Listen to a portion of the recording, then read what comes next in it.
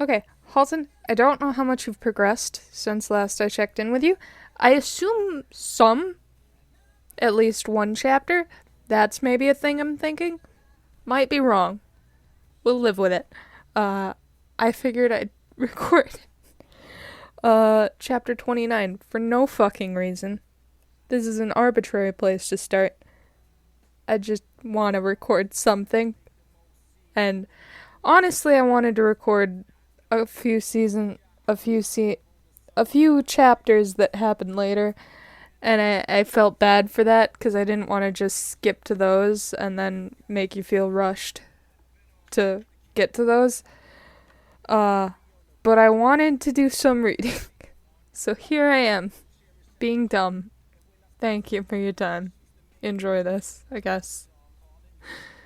Where were you? I was starting to think you wouldn't come. Derek rolled his eyes as he walked up to the school. He rolled up the sleeves of his dress shirt as Scott huffed and glared in his panic. Derek gave him a look. Scott, calm down. I said I'd be here, I'm here. That's all you can say? Scott flailed a bit, following Derek inside. Dean and Sam were at my house when I got back from the store. They delayed me a bit, Derek said. Scott's eyes went wide a second. Are you okay? What did they want? Do they know? We didn't say anything about you, Derek, swear. Derek shook his head, feeling slightly guilty for assuming one of them had told the hunters about him. Yes, they were making sure I wasn't the one who bit you.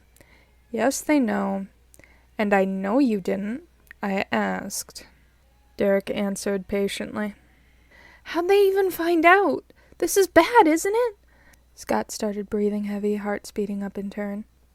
Derek turned and took Scott by the shoulders. It's fine. Stop panicking. I can take care of myself. Scott backed down from the point of panic where he probably would have turned, but still seemed like a nervous wreck. They already don't like you, though. What if... Derek stayed firm. They won't. But... Scott bit his lip. Derek shook his head. I'm keeping my head down. They have no reason to. It'll be fine.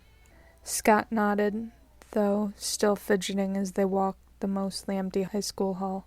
What if Coach still... Derek shrugged. Then, like I said, I'll just have to kill you. He rolled his eyes as Scott jumped. I'm kidding, Scott. It'll be fine. We'll get you out of it. Scott just huffed. That's not funny. Derek gave a scoff. No, but your reaction is. That earned Derek a glare, but too soon they were at the coach's office and Derek was knocking. He smiled, giving a nod once the shorter man opened the door. He nodded to Scott. McCall. He looked to Derek. And you are? Scott spoke up before Derek could. Oh, this is my cousin, Derek. Flintstock nodded and stage whispered to Scott. Right. And, why are you two here?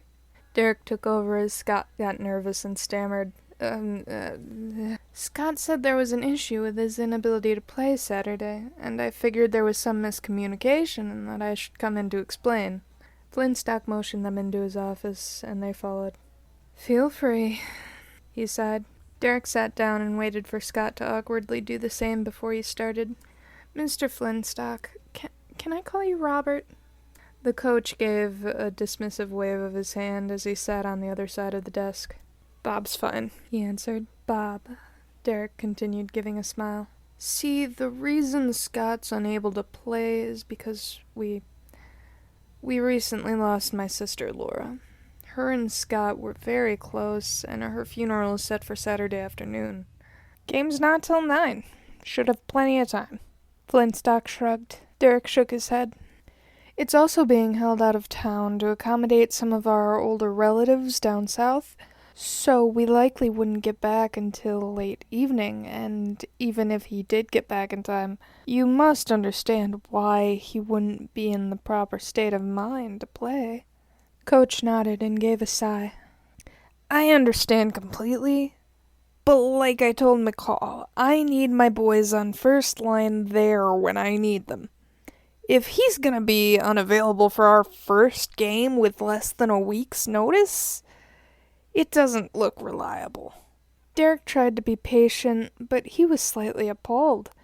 Did he understand? Of course, but to hold having to go to a funeral against a teenager? It was a bit too much. He was sure his displeasure showed. But Sterek stopped. Upset equals irrational in negotiation. He needed to take a breath. Think about the most he was going to get Scott here. Bob, I get what you're saying, I do. And you know Scott. He loves lacrosse and he's dedicated, but how much good is he going to be mourning on the field? Coach nodded knowingly, much to Scott's surprise as he sat there nodding like he was at a parent-teacher conference, but Sterek continued. If we'd known sooner, we would have let you know, but there's just nothing we could do. As you know, Scott does want to play, but we don't know how late the service is going to run, and honestly, yes, Scotty is just so strong. But honestly, we can't be sure he'll be in any condition to be on the field. He could be out of it and get hurt or even get someone else hurt. I'm just concerned. Coach held up his hand, looking almost pained. There, I'm with you, buddy. It kills me being the bad guy here, but I need him at the game. I can give him a lot of leeway with this. He can miss pre-practice. I'm not gonna throw him out on the field on the verge of tears. But this is our first game, and McCall is new to first line. I need him at our first game. We need to be able to rely on him to be there, just in case we need him, even if he's benched. If we can't, I hate to do it, but he's gonna be second line this season. Sterek thought on that. The familiar worry in Scott's eyes looking back at him said it all. It's not enough. What if something happened and Scott had to play? What if he lost control? No. He had to trust Scott here. He had to believe in him. He had to. Otherwise, Scott wouldn't trust himself. Sterek put a hand on the arm of Scott's chair. Scott jumped at suddenly being included again. Is that okay? Are you going to be able to manage that? Scott seemed worried, though reassured by Derek's apparent approval. Coach Finstock cut in once more. McCall, as long as Jackson's in, I'll let you sit out. The only way I'd have to put you in is to replace him. Coach seemed more heartful with this than he usually did with his Independence Day speech. Come on, McCall, you've got this. I know you do. Scott took a deep breath, accepting Coach's ignorant support. He looked back to Derek, who still had his hand on the chair. Yeah, I'll try. He looked back, gaze firm, though uncertain. I'll do my best, Coach. Scott sighed as they left the building, having had to watch in pain as Coach made small talk with Derek for nearly 2 hours. Started with sports and then got into recent weather and then climate change? Who was he kidding? He stopped listening when Coach started talking about his varying sports hobbies. When he looked over to Derek, ready to half-jokingly ask for a ride as his mom had dropped him off before heading to work, he found him ghostly pale, his face set in worry, looking down at his phone. What's wrong? Stiles dump you for Lydia? Scott joked nervously. Derek swallowed as if he had a lump in his throat. Scott could hear Derek's heart racing at an inhuman pace. Something's wrong. Scott peeked over Derek's shoulder, and texts from Stiles were displayed. Okay, yeah, he mentioned you. No good, this is bad.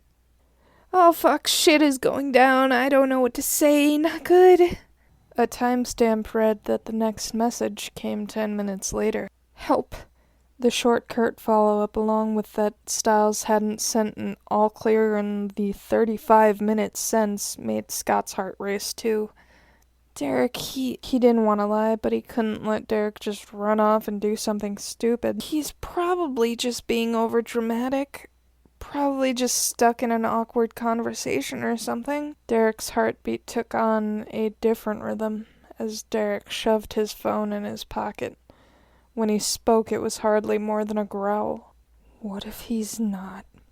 It wasn't a question. Derek already had a pretty good idea of the answer. And that is chapter 29 of Hunters, Angels, Werewolves. Oh my. I feel very accomplished right now. Oh my. I love that the summary on AO3 for this is, I'm not saying Coach would bang Scott's cousin, but that's exactly what I'm saying, because it's true. It's true. Can confirm Coach may have gotten Derek's digits. I'm not saying Derek knows that Coach 10 out of 10 wants to get it. I am just saying, because he doesn't. He does not know that, probably. Probably. However, Coach knows that, and he's probably never gonna flirt with him, to be honest, but he does have the digits, and that's the important thing here. I really had a hard time getting into Flintstock's voice for this, and it was very upsetting. 'Cause as you all know, Coach's voice is very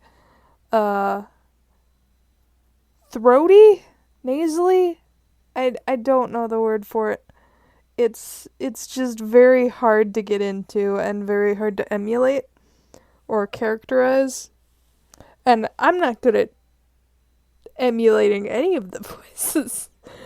But I like to give, like, at least some sort of tone to distinguish them. And just trying to get Coaches right was just so hard and annoying. Oh my god. Okay. I'm gonna stop here because I don't want to do a whole bunch of thinky thinks and analysis here on this one, because that lasted a long time with the other thing. But yeah, it was very fun, very good. Enjoy. I'm going to try and work on another one now. I know, amazing, isn't it? I'm actually getting a thing done for once. Hopefully you will see that very shortly after this one. If not, immediately. I will see. We will see. Enjoy.